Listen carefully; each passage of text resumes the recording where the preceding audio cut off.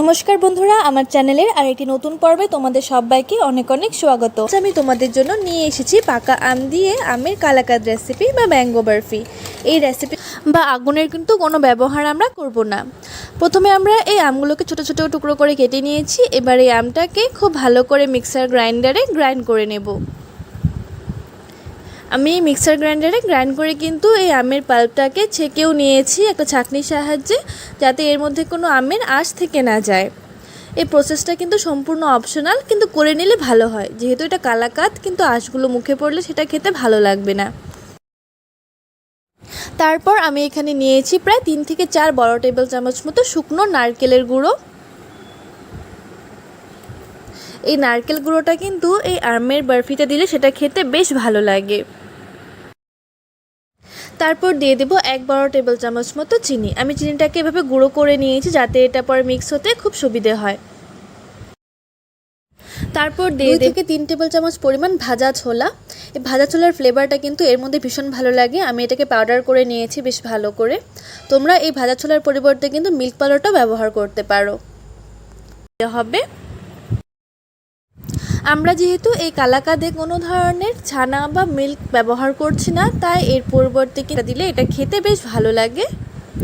Milk পাউডারটা ঠিক কতটা টেস্টি হয় সেটা কিন্তু আমরা সবাই জানি। পাউডার যদি এই আমের বরফিতে পড়ে তাহলে সেটা খেতে কতটা টেস্টি হবে সেটা কিন্তু তোমরা ইমাজিনই করতে পারছো। এই সব ইনগ্রিডিয়েন্টসগুলোকে খুব ভালো করে মিশিয়ে নিতে হবে। সব ইনগ্রিডিয়েন্টসগুলোকে খুব ভালো করে মেশানোর পর তারপর দিয়ে দেব খুব সামান্য পরিমাণে একটু এলাচ গুঁড়ো ফ্লেভারের জন্য। তোমাদের কাছে যদি ম্যাঙ্গো এসেন্স থাকে তাহলে সেখানে ম্যাঙ্গো এসেন্সও ব্যবহার করতে পারো, সেটা দিলেও কিন্তু এর ফ্লেভারটা খুব ভালো আসে। যেহেতু সবার ঘরে ম্যাঙ্গো এসেন্স থাকে না, তাই আমি এখানে এলাচ গুঁড়োটা ব্যবহার করেছি। সেটা তোমরা যে কোনো পাত্র ব্যবহার করতে পারো। সেখানে খুব সামান্য পরিমাণে একটু তেল দিয়ে দেবো, সাদা তেল, যাতে পরে সেটা ডিমোল্ড করতে খুব সুবিধে হয়। খুব ভালো করে এবার তেলটাকে একটা ব্রাশের মাধ্যমে ছড়িয়ে দিতে হবে। তারপর আমরা যে ব্যাটারটা বানিয়ে রেখেছিলাম সেটা এর মধ্যে দিয়ে দেব। ব্যাটারের কনসিস্টেন্সিটা কিন্তু তোমরা দেখতেই পারছো। যদি বরফির লুকটাকে অ্যাট্রাকটিভ করার জন্য আমরা এর মধ্যে কিছু ড্রাই ফ্রুটস অ্যাড করে দেব। তোমরা কিন্তু যে কোনো ড্রাই ফ্রুটস ব্যবহার করতে পারো, পিস্তা, বাদাম, কাজু। আমি এখানে শুধু কাজু বাদামই ব্যবহার করছি। এই ড্রাই ফ্রুটসটা অ্যাড করে এটাকে সেট করার জন্য আমরা ফ্রিজে রেখে দেবো প্রায় 2 ঘন্টা মতো। 2 ঘন্টা পর আমি এটাকে ফ্রিজ থেকে বের করে নিয়েছি। এটা কিন্তু এই 2 ঘন্টার মধ্যে পুরোপুরি জমে গেছে। এবার একটা ছুরির সাহায্যে এটাকে কেটে নেব চৌকো চৌকো করে। বরফিটা কাটার সময় কিন্তু অবশ্যই তোমরা একটু ছুরির মধ্যে তেল লাগিয়ে নিতে পারো, না হলে কিন্তু ছুরির মধ্যে এই বরফিটা লেগে ধরার সম্ভাবনা থাকে। বন্ধুরা, ভিডিওটি শেষ পর্যন্ত দেখার পর যদি তোমাদের এই ভিডিওটি ভালো লেগে থাকে তাহলে অবশ্যই কিন্তু আমার চ্যানেলটিকে সাবস্ক্রাইব করে ভিডিওটিতে একটি লাইক করে আমার পাশে থেকো। এই রেসিপিটি কিন্তু তোমরা অবশ্যই বাড়িতে ট্রাই করে দেখতে পারো। অসাধারণ হয় খেতে, বাচ্চা থেকে বড় সবাই কিন্তু খেতে খুব ভালোবাসে।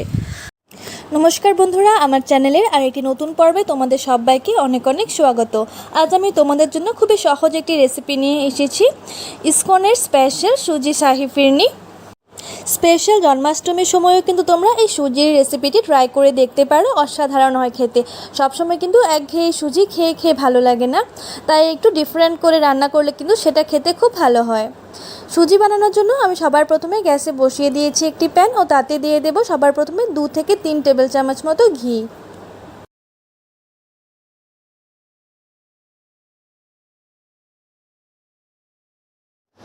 ঘিটা গরম হয়ে আসলে আমরা সবার প্রথমে এর মধ্যে দিয়ে দেব 2টো তেজপাতা, 2 থেকে 3 টুকরো ছোট দারচিনির টুকরো, আর দিয়ে দেব 3টে ফাটানো এলাচ। আমরা কিন্তু এই সুজির মধ্যে সবসময় এই এলাচটা খেয়ে থাকি, কিন্তু এই দারচিনিটা কিন্তু আমরা ব্যবহার করি না। কিন্তু তোমরা জাস্ট একবার এই দারচিনির টুকরোটা এভাবে ব্যবহার করে দেখো, অসাধারণ হবে খেতে। সম্পূর্ণ সুজির টেস্টটাই কিন্তু পুরো পাল্টে যাবে। তারপর এর মধ্যে দিয়ে দিলাম কিছু ড্রাই ফ্রুটস। তোমরা যে কোনো ড্রাই ফ্রুটসই কিন্তু এখানে ব্যবহার করতে পারো। ড্রাই ফ্রুটসটা এভাবে ঘিয়ের মধ্যে ভেজে দিলে তার কিন্তু এক্সট্রা একটা ফ্লেভার আসে। এই ড্রাই ফ্রুটসগুলোকে কিন্তু আমি জাস্ট 30 সেকেন্ডের জন্য ভেজে নেব একটু হালকা। তারপর আমরা এই পর্যায়ে এর মধ্যে দিয়ে দেব 2 টেবিল চামচ মতো সুজি। হ্যাঁ বন্ধুরা, আমি এখানে জাস্ট 2 টেবিল চামচ মতোই কিন্তু সুজি নিয়েছি। এই 2 টেবিল চামচ সুজি দিয়ে কিন্তু বাড়ির সবার জন্য শাহি সুজি ফিরনি তোমরা তৈরি করে ফেলতে পারবে। একদম একাদশী হোক কিংবা যে কোনো পুজো পার্বণে তোমরা ভোগের জন্য এই রেসিপিটি তৈরি করে নিতে পারো। এটা বানানোও খুব সহজ এবং এটা খেতেও কিন্তু দুর্দান্ত হয়। সুজিটাকে আমি বেশ ভালো করে ভেজে নেব। এই সময় কিন্তু গ্যাসের ফ্লেমটাকে অবশ্যই মিডিয়াম করে রাখতে হবে যাতে সুজিগুলো পুড়ে না যায়। 2 থেকে 3 মিনিট আমি খুব ভালো করে সুজিটাকে ভেজে নিয়েছি। এবার এটাকে আমরা নামিয়ে নেব। সুজিটাকে আমি অন্য একটি পাত্রে ঢেলে নিয়েছি। এবার আমরা এর মধ্যে দিয়ে দেব 2 টেবিল চামচ মতো চিনি। আপনারা সুজি যতটুকু ব্যবহার করবেন ঠিক সেই পরিমাণে কিন্তু চিনিটা নিতে হবে।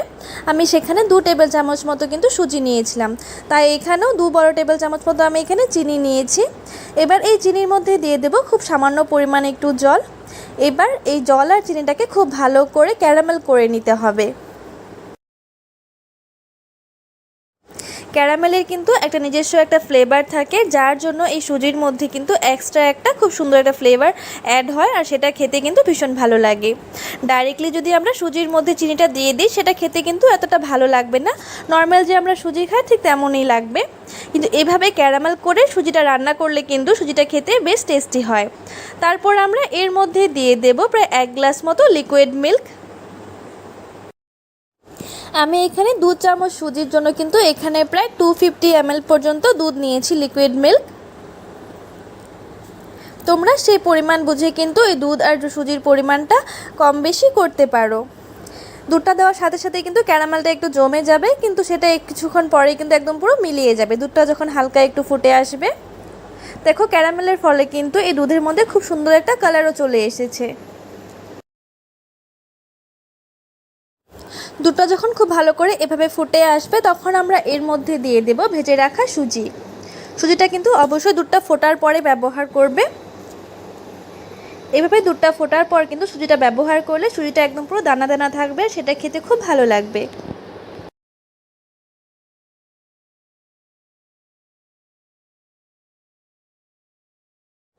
সুজিটাকে দিয়ে এবার আমরা গ্যাসের ফ্লেমটাকে মিডিয়াম করে জাস্ট 1 থেকে 2 মিনিটের জন্য সুজিটাকে ফুটিয়ে নেব ওই দুধের সাথে। তোমরা জাস্ট এই সুজির টেক্সচারটা দেখতেই পারছো ঠিক কতটা ক্রিমি হয়েছে।